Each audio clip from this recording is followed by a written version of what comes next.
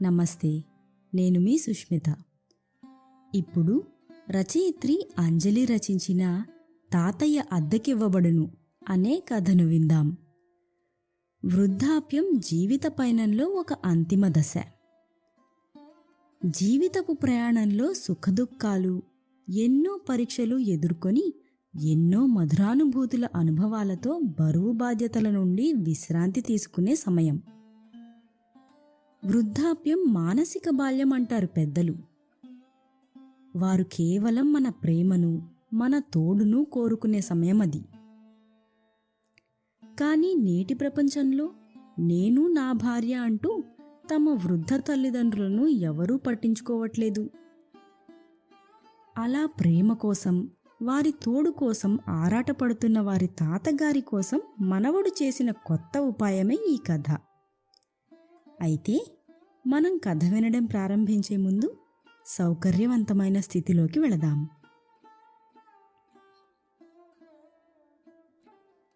మీకు ఇష్టమైన రీతిలో పడుకొని అన్ని లైట్లను ఆఫ్ చేసి మీ కళ్ళు మూసుకోండి. నెమ్మదిగా గాలి పీలుస్తూ పూర్తిగా లోతైన శ్వాస తీసుకొని వదలండి.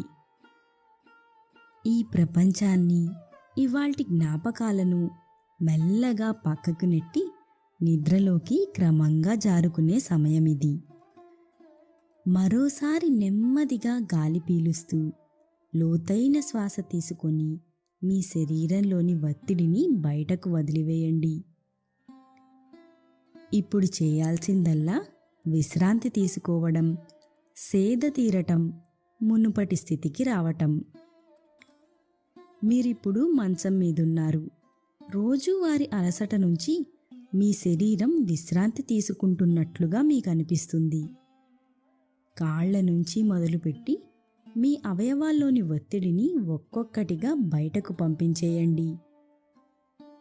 మీకోసం అవన్నీ రోజంతా చాలా కష్టపడ్డాయి కాబట్టి వాటికి విశ్రాంతి తీసుకునే అర్హత ఉంది.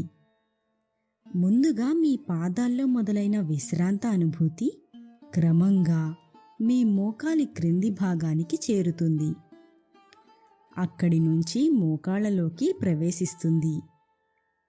ఇప్పుడు మీ కాలి ఎగువ భాగాన్ని విశ్రాంతి తీసుకోనివ్వండి. ఈ విశ్రాంత అనుభూతి క్రమంగా మీ పొత్తి కడుపు నుంచి వెన్నెముక గుండా ఎగువ వీపు వరకు వచ్చి తరువాత ఛాతీలోకి ప్రవహిస్తున్నట్లుగా గుర్తించండి. అక్కడి నుంచి మీ భుజాల్లోకి, తరువాత చేతుల్లోకి, చివరగా వేలికొనల వరకు వెళుతున్నట్లుగా అనుభూతి చెందండి. ఆపై మీ మెడ, తల, ముఖం వరకు ఆ అనుభూతి ప్రవహిస్తుంది. ఇప్పుడు మీ శరీరం మొత్తం ప్రశాంతంగా, రిలాక్స్డ్గా నిద్రకు సిద్ధంగా ఉంది. త్వరలో మీరు చక్కని నిద్రలోకి జారుకుంటారు. డ్రీమ్ ల్యాండ్లో ప్రశాంతంగా ప్రయాణిస్తారు. ఈ ప్రయాణం ఉదయం వరకు కొనసాగుతూ ఉంటుంది. కాబట్టి మీరు కథను వింటున్నప్పుడు మీ శ్వాసను కూడా అనుసరించండి. అద్భుతమైన నిద్రానుభవం కోసం మీ శరీరం మొత్తానికి విశ్రాంతినిస్తూ స్థిరంగా ఉండండి. ప్రపంచాన్ని తన కటిక చీకటితో ముంచెత్తిన రాత్రిని నువ్వు శాశ్వతం కాదు అని తెలుపుతూ తూర్పున సూర్యుడు ఉదయించాడు. తన లేత ఎరుపు కిరణాలు ప్రసరిస్తున్న కొలది భూగోళ వాతావరణం ఆహ్లాదకరంగా మారుతోంది. పక్షులు కిలకిలా రావాలతో తమ తమ గూటిని వదిలి విహరిస్తున్నాయి. ఏమండి, టిఫిన్ రెడీయా అని అరుస్తున్న సావిత్రి మాటలకు నవ్వుతూ రెడీ మేడం గారు అంటూ బయటకొచ్చాడు కృష్ణ. నేను వెళ్ళాక మళ్ళీ నిద్రపోవద్దు అంటూ పదే పదే జాగ్రత్త అని చెబుతూ తనకు దూరంగా వెళ్తుంది సావిత్రి. సావిత్రి, వెళ్ళొద్దు, ఈ ఒక్కరోజు ఉండిపో. సావిత్రి, సావిత్రి. ఉన్నట్టుండి అతను మేల్కొన్నాడు. అతని పక్కన అతని మనవడు ప్రశాంతంగా నిద్రపోతున్నాడు. ఉదయం 5 గంటలవుతోంది.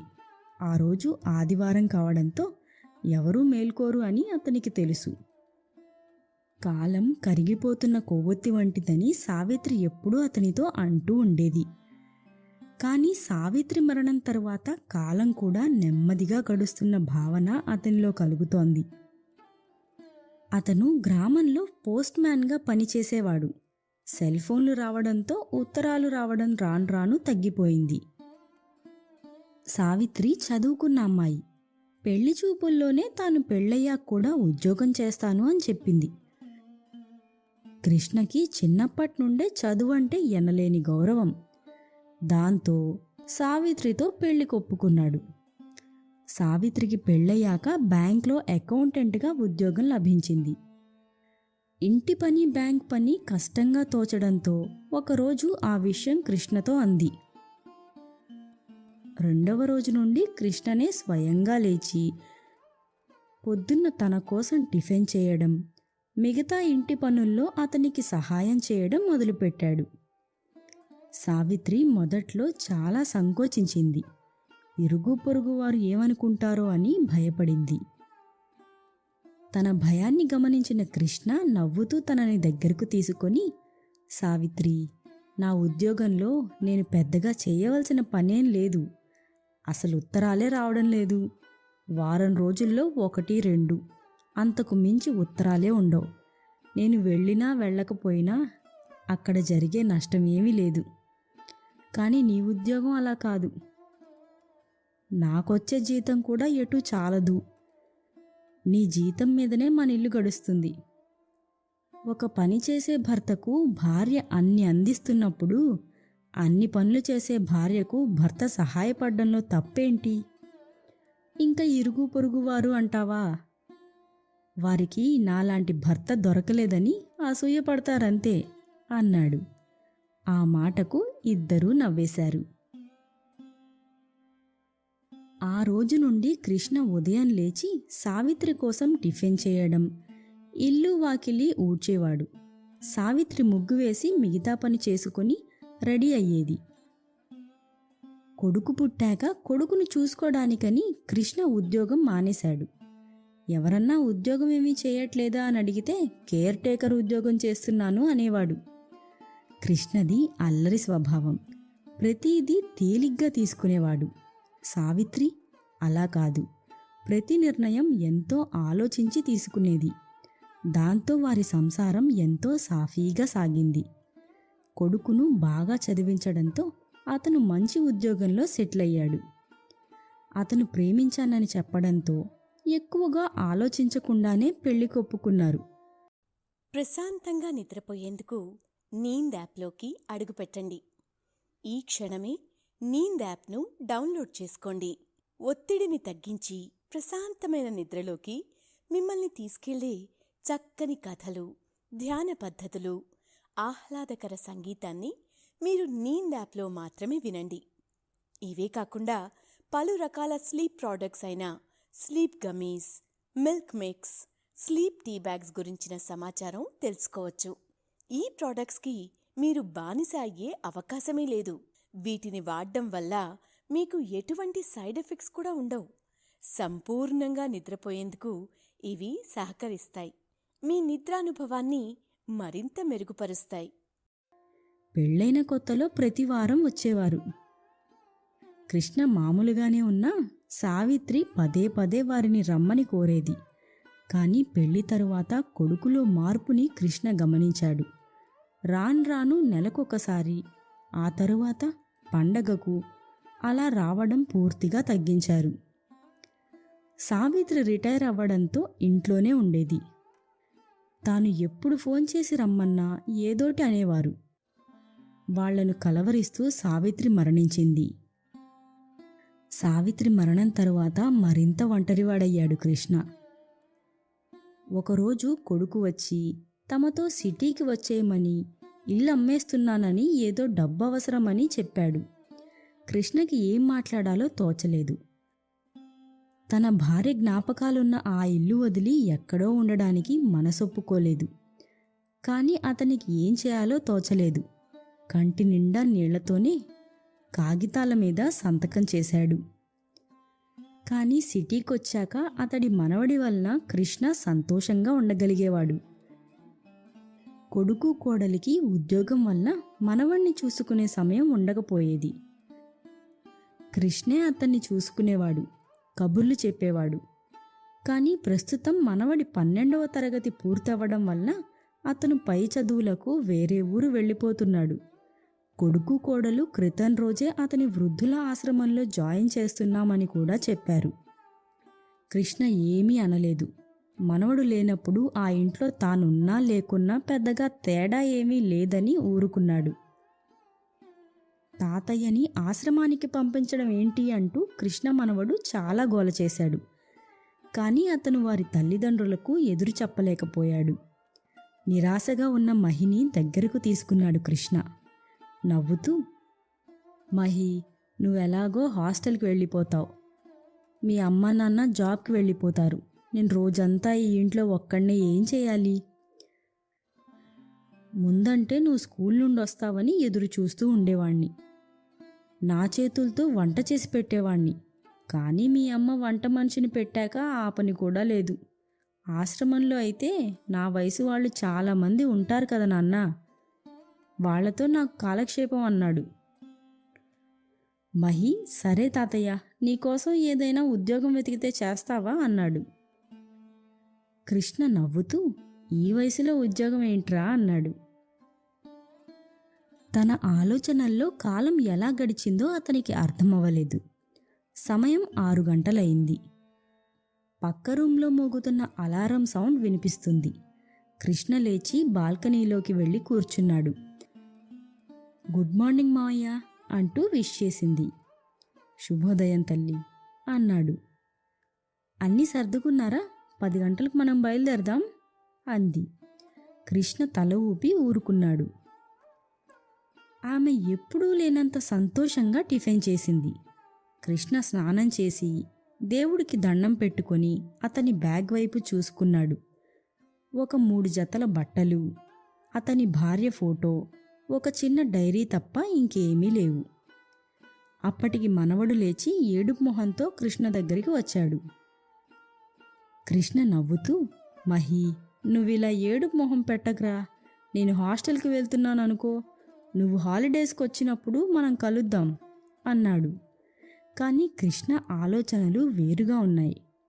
అతడేమీ మాట్లాడలేదు. కృష్ణని ఆశ్రమంలో డ్రాప్ చేసి ఫార్మాలిటీస్ పూర్తి చేసి వెళ్ళిపోయారు. కృష్ణ చుట్టూ చూశాడు. అందరూ తనలాంటి వాళ్లే. కృష్ణ మౌనంగా ఉండడంతో కొంతమంది వచ్చి పలకరించారు. మనం 25 ఏళ్లు కష్టపడి వారిని పెంచితే వారిలా వదిలేస్తారు అన్నాడు. కృష్ణ ఏం మాట్లాడలేదు. ఆశ్రమంలో ఒక్కొక్కరు వచ్చి కృష్ణతో మాట్లాడుతున్నారు. త్వరగానే అందరితో కలిసిపోయాడు కృష్ణ. ఒక్కొక్కరు ఒక్కొక్క చోటు నుండి వచ్చినవారు. విభిన్నమైన వృత్తులు చేసి ఎనలేని అనుభవం ఉన్నవాళ్ళు. కేవలం ముసలితనం వారిని చేతగాని వారిని చేసిందా? కృష్ణకి ఏదో తెలియని బాధ కలిగింది. ఎవరెలా ఉన్నా చివరిగా వారందరూ కోరుకునేది మాత్రం ప్రేమ, ఆప్యాయత అని కృష్ణ గ్రహించాడు. సరిగ్గా 2 రోజుల తరువాత మీకోసం కాల్ వచ్చిందంటూ కృష్ణని పిలిచారు. కృష్ణ కాల్ పికప్ చేయగా అతని మనవడు ఆనందంగా, హలో తాతయ్య, బాగున్నావా అన్నాడు. మనవడి గొంతు వినగానే సంతోషంగా, మహి, నువ్వు బాగున్నావా? నేను బాగానే ఉన్నాన్రా. అందరం ఒకే గూటి పక్షులమవ్వడంతో బాగా కలిసిపోయాను నాన్న. కానీ అందరికీ ఒకటే ఆశ, ఏదైనా చిన్న చితక పని ఉంటే బాగుండు అని. కానీ మాకున్న వయసులో ఏం చేయలేము. అందరికీ వారి మనవళ్లతో మనవరాళ్లతో గడపాలన్న కోరిక ఉంది గాని అది అసాధ్యం కదా మహి అన్నాడు. తాతయ్య, నేను చెప్పేది జాగ్రత్తగా విను. నేను నా ఫ్రెండ్స్ కలిసి ఈ నిర్ణయం తీసుకున్నాం. మమ్మీ డాడీలా చాలామంది ఉద్యోగాలంటూ పిల్లల్ని పట్టించుకోరు. నాతో నువ్వున్నావు కాబట్టి నాకు మంచి చెడు తెలుసు. లేకపోతే నా ఫ్రెండ్స్ చాలామందిలా నేను ఒంటరితనానికి అలవాటు పడేవాణ్ణేమో. అందుకే నేనొక చిన్న జాబ్ చూశాను నీకోసం. నువ్వే కాకుండా ఆశ్రమంలో నీకు ఫ్రెండ్స్ ఎవరైనా దీనికి అర్హులే అన్నాడు. కృష్ణ నవ్వుతూ, ఏంట్రా అసలేం ఉద్యోగం చూశావు? అది ఈ వయసులోనా అన్నాడు. మహి నవ్వుతూ, ఆ ఉద్యోగం గురించి నీ డైరీలో రాశాను. చదివి నచ్చితే నీ బ్యాగ్లో ఒక చిన్న సెల్ ఫోన్ పెట్టాను. నీకెలా యూజ్ చేయాలి అనేది నేర్పించాను కదా, అందులో ఉన్న నెంబర్కి ఫోన్ చేయి అన్నాడు. కృష్ణ నవ్వుతూ ఫోన్ పెట్టేసి వెళ్ళి తన డైరీ చూశాడు. తాతయ్య అద్దెకివ్వబడును అని రెడ్డింగ్తో రాసి ఉన్న ఆ అక్షరాలను చూడగానే కృష్ణకి నవ్వాగలేదు. తాతయ్య అద్దెకివ్వడం ఏంటి అనుకున్నాడు. తాతయ్య, నాకు నువ్వున్నావు కాబట్టి మంచి చెడుకి తేడా తెలుసు. కానీ నా ఫ్రెండ్స్, వాళ్ళకలా కాదు. వాళ్ళలో చాలామందికి మమ్మీ డాడీ లాగానే జాబ్ అంటూ అసలు వారి బాగోగులు చూసుకోలేకపోయేవారు. దాంతో ఎంతోమంది ఒంటరితనంతో బాధపడడం నేను చూశాను. నేను నా మిత్రులు కలిసి ఈ నిర్ణయం తీసుకున్నాం. దీని ద్వారా వారికి ఒక తోడుంటుంది. నువ్వే చెప్పేవాడివిగా కేర్ టేకర్ జాబ్ అని, ఇది అలాంటిదే అనుకో. తాతయ్య, నువ్వు అక్కడ రోజు అంత ఒంటరిగా ఉంటావు. నువ్వే కాదు, నీలాంటి ఎంతోమంది అక్కడున్నారు. మీరంతా కలిసి ఒక నిర్ణయం తీసుకోండి. మా తరానికి మీలాంటి పెద్దల అవసరం ఎంతో ఉంది. ఇదేదో నువ్వు డబ్బు సంపాదించడం కోసం చెప్పట్లేదు, కాలక్షేపం కోసం కూడా చెప్పడం లేదు. మీరిచ్చే చిన్న ఆసరా మీకు మాలాంటి వాళ్లకు ఒంటరితనాన్ని దూరం చేస్తుంది. ప్రశాంతంగా నిద్రపోయేందుకు నీంద్ యాప్లోకి అడుగుపెట్టండి. ఈ క్షణమే నీంద్ యాప్ను డౌన్లోడ్ చేసుకోండి. ఒత్తిడిని తగ్గించి ప్రశాంతమైన నిద్రలోకి మిమ్మల్ని తీసుకెళ్లే చక్కని కథలు, ధ్యాన పద్ధతులు, ఆహ్లాదకర సంగీతాన్ని మీరు నీంద్ యాప్లో మాత్రమే వినండి. ఇవే కాకుండా పలు రకాల స్లీప్ ప్రోడక్ట్స్ అయిన sleep gummies, milk mix, sleep tea bags గురించిన సమాచారం తెలుసుకోవచ్చు. ఈ ప్రోడక్ట్స్కి మీరు బానిస అయ్యే అవకాశమే లేదు. వీటిని వాడడం వల్ల మీకు ఎటువంటి సైడ్ ఎఫెక్ట్స్ కూడా ఉండవు. సంపూర్ణంగా నిద్రపోయేందుకు ఇవి సహకరిస్తాయి. మీ నిద్రానుభవాన్ని మరింత మెరుగుపరుస్తాయి. అందరితో కలిసి ఒక నిర్ణయం తీసుకొని, నా నెంబర్ నీ ఫోన్లో ఉంది, దానికి ఫోన్ చెయ్యి. కృష్ణ ఆలోచనలో పడ్డాడు. నిజమే, ఇక్కడున్న అందరూ ప్రేమ, ఆప్యాయత తప్ప మరేమీ కోరరు. కాసేపు ఆలోచించాడు. కిటికీలో నుండొచ్చిన గాలికి డైరీ పేజీలు ఎగిరాయి. కృష్ణ వెంటనే కిటికీ మూసి డైరీ వైపు చూశాడు. ప్రేమను పంచడం ఒక ఉద్యోగం అయితే మీకంటే బాగా ఇంకెవ్వరూ చేయలేరేమో దాన్ని అని రాసి ఉంది. తన కోసం సావిత్రి రాసిన మాటలవి. వెంటనే తన తోటివారిని పిలిచి విషయం చెప్పాడు. కొందరు ఇదెలా సాధ్యమనగా, ఇంకొంతమంది ఆలోచన నచ్చినా ఇది నిజంగా పనిచేస్తుందా అని సంకోచించారు. కృష్ణ చిరునవ్వుతో, నా మనవడేదో ప్రయత్నించాలని అనుకుంటున్నాడు. అతని ఉద్దేశం మంచిది. నేను అతని కోసమైనా ఒప్పుకుంటున్నాను.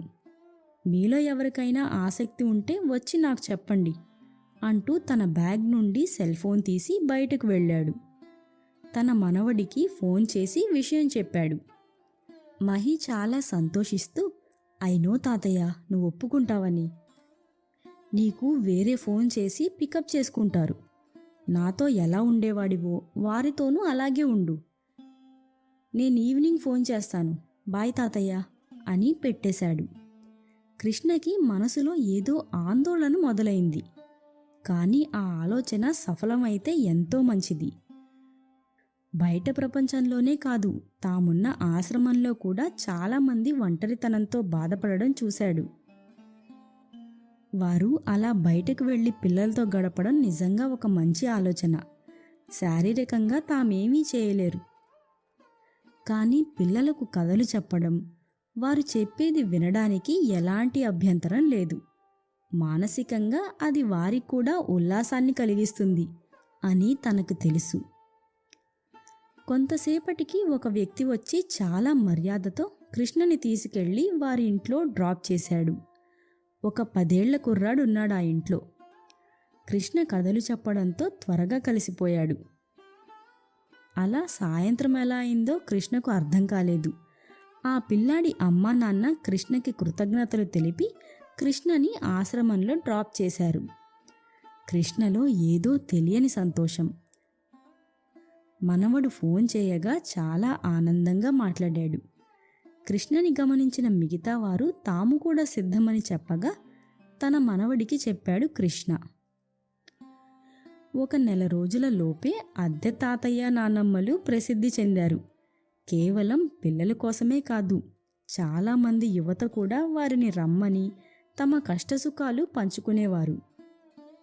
వారితో మాట్లాడడం, వారిని ఓదార్చడం, ఇంకా కొంతమంది సంతోషంగా తమ కొత్తగా నేర్చుకున్న వంటనో లేదా పాటనో వీరితో షేర్ చేసుకోవడం, ఇలా ఒకరితో ఒకరు రోజు గడపడం వల్ల ఆశ్రమానికి వచ్చాక వారు ఎంతో సంతోషంగా ఉండేవారు.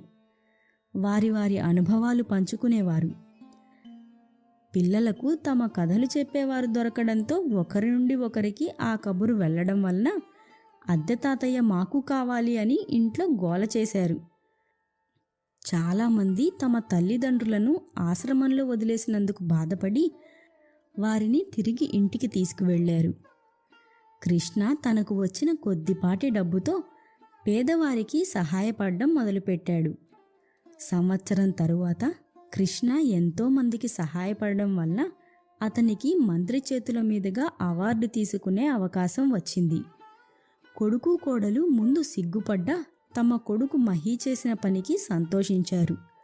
అవార్డు అందుకున్న కృష్ణని మాట్లాడమని కోరగా కృష్ణ చిరునవ్వుతో, ఈ అవార్డుకి అర్హుడు నా మనవడు.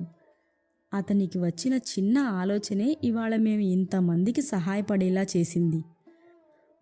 వృద్ధాప్యం ప్రతి మనిషి ఎదుర్కోవాల్సిన ఒక అనుభవం.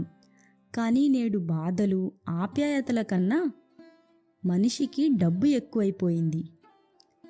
మన తల్లిదండ్రులను సేవించే పుణ్యం దక్కాలి అనుకునే రోజుల నుండి నేను, నా భార్య, నా పిల్లలు అనుకునే స్థాయికొచ్చింది సమాజం. మీకు మీ తల్లిదండ్రుల అవసరం లేకపోవచ్చు, కానీ మీ పిల్లలకుంది. పిల్లలకు ఆట బొమ్మలు కొనివ్వడం కాదు, వారికి కావాల్సింది మీరు వారితో కలిసి ఆడుకోవాలి అని అనుకుంటారు. మీకు సమయం లేదేమో కానీ మాలాంటి వృద్ధులకు ఈ వయసులో మేము కోరుకునేది ఆప్యాయత మాత్రమే. అందుకే కావచ్చు, బహుశా ఈ ఆలోచన ఇంత బాగా పనిచేసింది. ప్రేమను పంచడం ఒక ఉద్యోగం అయితే మాకన్నా బాగా ఎవరూ చేయలేరు. ధన్యవాదాలు అన్నాడు. కొన్నిసార్లు జీవితంలో చిన్న నిర్ణయాలు పెనుమార్పులు తీసుకొస్తాయి. ఉద్యోగం చేయడం, డబ్బు సంపాదించడం జీవితానికి అవసరం. కానీ అంతకు మించి ప్రేమ ఆప్యాయతలను మనిషి కోరుకుంటాడు. ఎంత ఉన్నతి సాధించినా తనకై ఎవరూ లేని జీవితం ఎందుకు? ఒకప్పుడు మనల్ని ప్రేమగా చూసుకొని మన తప్పుల్ని క్షమించి మనకు ఈ జీవితాన్నిచ్చిన తల్లిదండ్రుల్ని భారంగా చూడడం ఎంతవరకు న్యాయం? వారు కోరుకునేది కేవలం ప్రేమ ఆప్యాయతలు మాత్రమే. మీరు 1% ప్రేమ చూపిస్తే తిరిగి 100% పంచేవారు. వారిని దూరం చేసుకోకండి. ఇక సెలవా మరి. శుభరాత్రి. ప్రశాంతంగా నిద్రపోయేందుకు నీంద్ యాప్లోకి అడుగుపెట్టండి. ఈ క్షణమే నీంద్ యాప్ను డౌన్లోడ్ చేసుకోండి. ఒత్తిడిని తగ్గించి ప్రశాంతమైన నిద్రలోకి మిమ్మల్ని తీసుకెళ్లే చక్కని కథలు, ధ్యాన పద్ధతులు, ఆహ్లాదకర సంగీతాన్ని మీరు నీంద్ యాప్లో మాత్రమే వినండి. ఇవే కాకుండా పలు రకాల స్లీప్ ప్రోడక్ట్స్ అయిన sleep gummies, milk mix, sleep tea bags గురించిన సమాచారం తెలుసుకోవచ్చు. ఈ ప్రోడక్ట్స్కి మీరు బానిస అయ్యే అవకాశమే లేదు. వీటిని వాడడం వల్ల మీకు ఎటువంటి సైడ్ ఎఫెక్ట్స్ కూడా ఉండవు. సంపూర్ణంగా నిద్రపోయేందుకు ఇవి సహకరిస్తాయి. మీ నిద్రానుభవాన్ని మరింత మెరుగుపరుస్తాయి.